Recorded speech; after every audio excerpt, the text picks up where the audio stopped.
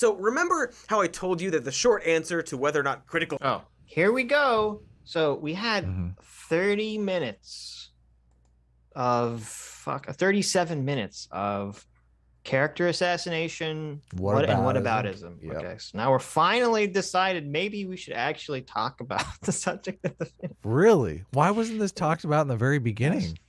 Well, you're about to find out. I know this is a lot to take in, but we can't give up. Let's try to get to the bottom of it if we can. Do you notice when he goes into actor mode, when he's like obviously reading a script? Yes.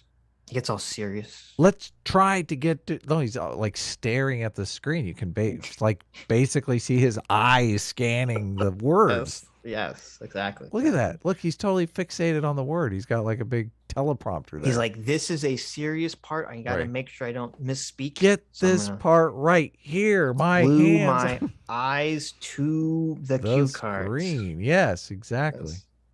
All very So remember authentic. I told you that the short answer to whether or not critical race theory is being taught to our children is nah, but that the longer answer was longer.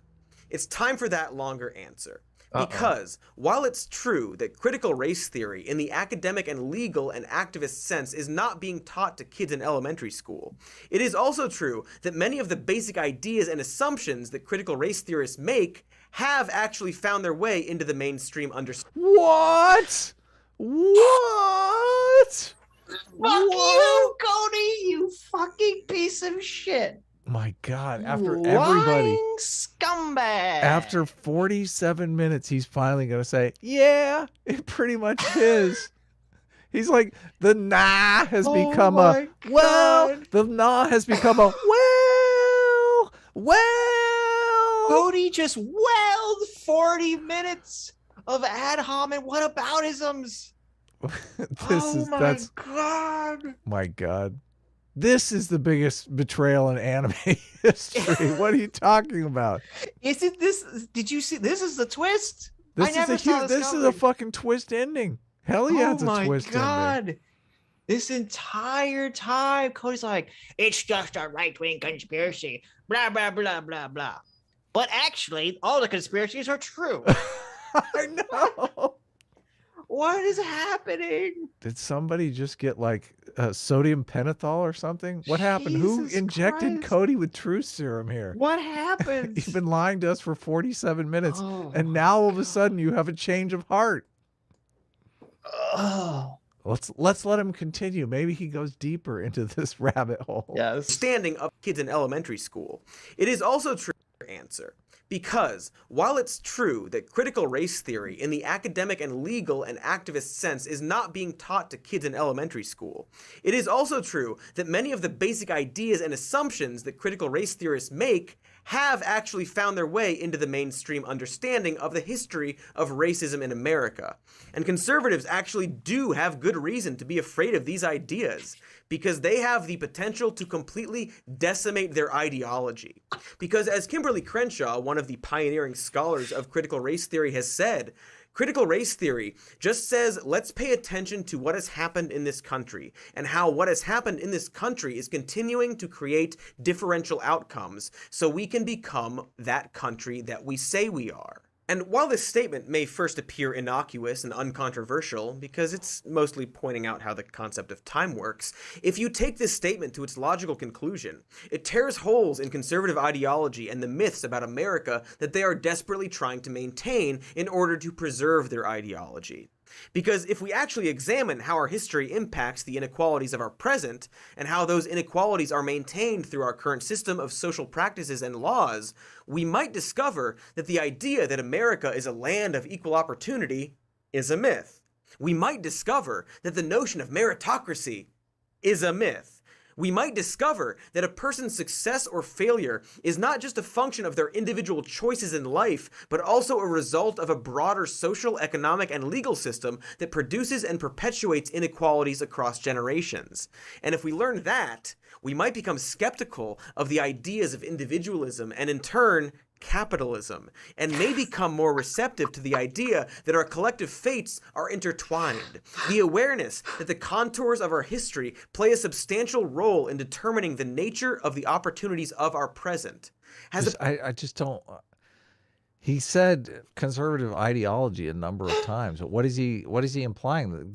Capitalism is the conservative ideology? I mean, it's the libertarians that are the free market till you die. First of all, Democrats are not against capitalism. Yes, Okay. that too, obviously. So saying it's a conservative ideology, well, I don't know. Yes. Maybe he's one of these people that says the Democrats are really a right-wing party. The conservative ideology is to conserve and preserve what is working in society. That is the conservative ideology. So I don't necessarily know. Like, there are these things that are like, capitalism has a pretty good track record of at least delivering half a loaf. Like, you can argue over whether or not, I don't think any conservatives are saying like it's presented us with utopia. Like, some obviously believe that. Normally they're in pretty good straits, but No, but he's probably one of these people that labels everyone that's not a communist as right wing. Right. Okay. So he's just labeling them all under the umbrella of conservatism. But more importantly, he's just gave the fucking game away. Yeah. So Cody is fucking admitted. This is now this is amazing because I've never seen any of these leftists ever be honest about this. Pretty much mask off. Yes, he's gone completely mask off. He's actually made the truth that not only are all these foundational axioms of CRT being taught in school, but that teaching them in school can make people become Marxist and want to create a revolution. The whole point is to undermine capitalism. Yeah, he basically spells it right capitalism. Out. Yeah. Yes. So this entire time he's been complaining about a fucking red scare. Remember the sections I know where he was complaining about a red scare, and now he's like, well, actually, they should be scared because we're coming for them. I know. Jeez. There is no Joseph McCarthy for them to be afraid of anymore. They're like in your face. I'm telling you, I'm so glad we had the conversation about shooting the moon, because this is literally him fucking Rufo was bragging, and now he is fucking bragging. He's like, yes, we're totally winning. Oh, you're so right. I didn't even think about that till you just said this. The projection is off the charts because he was complaining about Chris Rufo putting this in everyone's face, and he's doing the same thing. The exact same thing. Yeah. Oh my God. He's like, guess what? You're going to lose, suckers. Ha ha. Conservatard. Look what we're doing. This is not going to fly, Cody. I hate to tell you this. I mean, maybe I'm wrong. Maybe this stuff, maybe people are going to eat it up, but I doubt it. I just doubt it. I don't see how you can. I don't see how this can survive.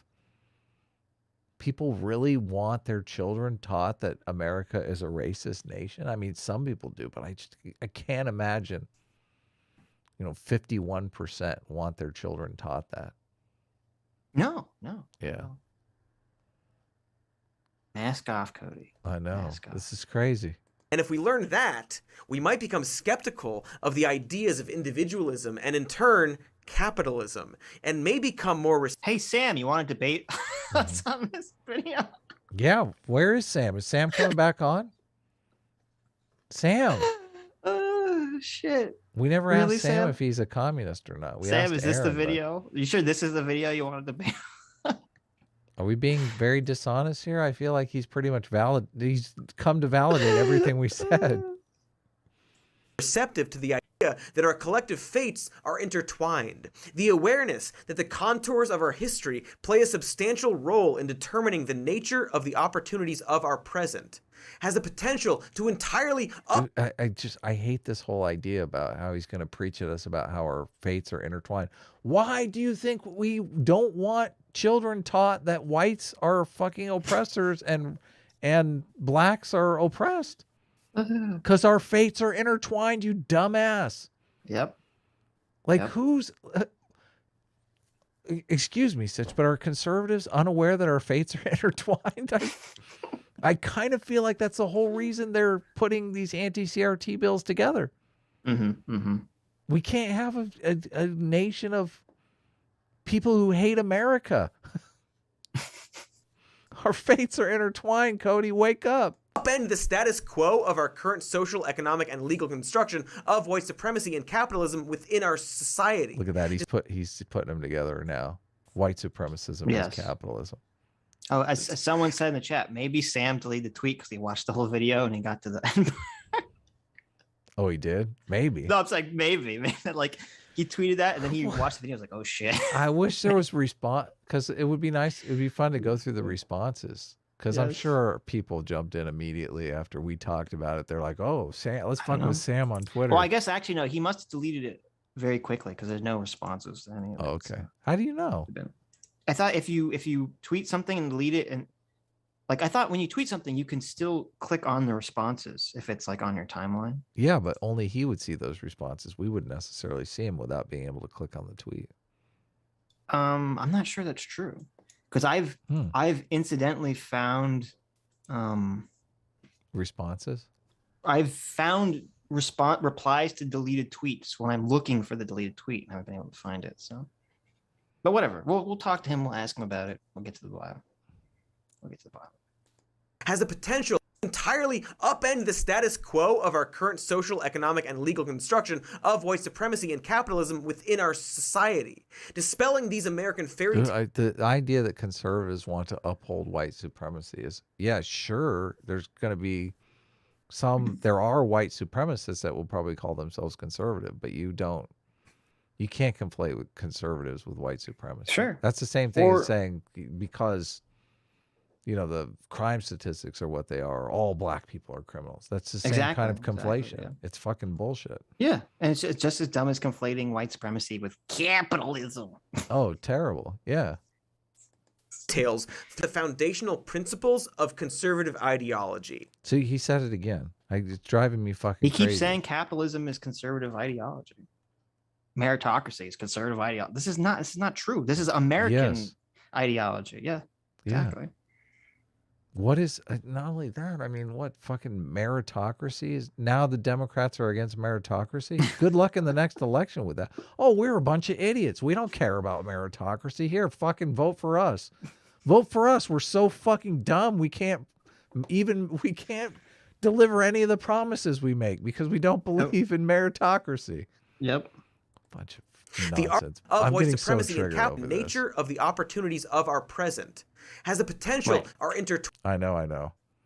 Everything he's saying is like insane. I know. This the insanity content. I can't. He's like, why did he leave this? Come on. Don't you watch Destiny's videos? You're supposed to put the insanity up front. It's supposed to be front and center in the beginning. Here's what happened. He figured that all the people hate watching this video would have turned the video off by now. Hell no.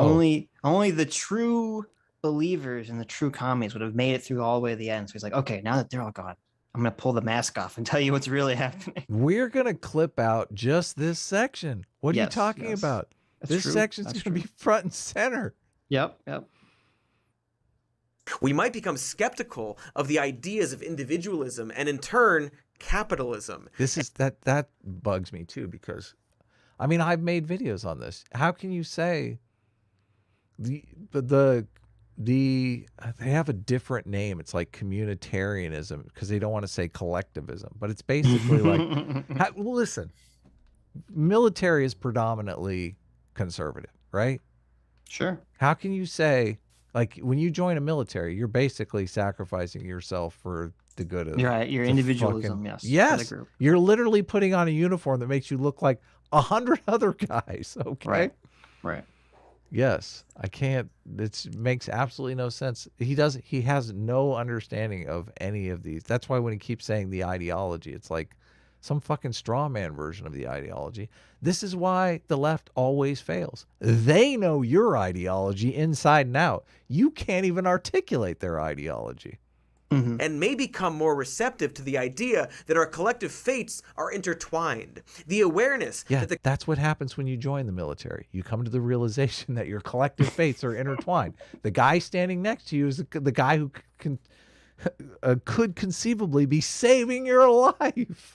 Right. What a fucking The contours of our history play a substantial role in determining the nature of the opportunities of our present. Has the potential to entirely upend the status quo of our current social, economic, and legal construction of white supremacy and capitalism within our society. Dispelling these American fairy tales threatens the foundational principles of conservative ideology. The architect of this attack on critical race theory, Christopher Rufo, recently tweeted that we should teach honestly about the history of racism and injustice, but place it in the context of America's highest ideals and our steady progress towards achieving them. Cultivate a sense of agency and common purpose in children of all racial backgrounds. Wow, what a terrible what Nazi. I'm ready to fucking salute that. That's a fucking American promise there. What the fuck? Christopher Rufo for president. What are you talking about, Cody? Yep. But the steady progress towards our highest ideals is another American myth. A myth that actually removes agency and obscures the role that reactionary movements have played throughout our history. Because if teaching the history of racism is limited by its adherence with this myth, then you are requiring that we teach a lie.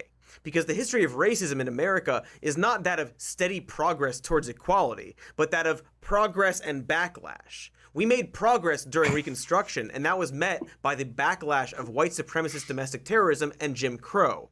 We made progress during the Civil Rights era, and that was met by neoliberal austerity that weaponized the ideal of colorblindness and by the era of mass incarceration.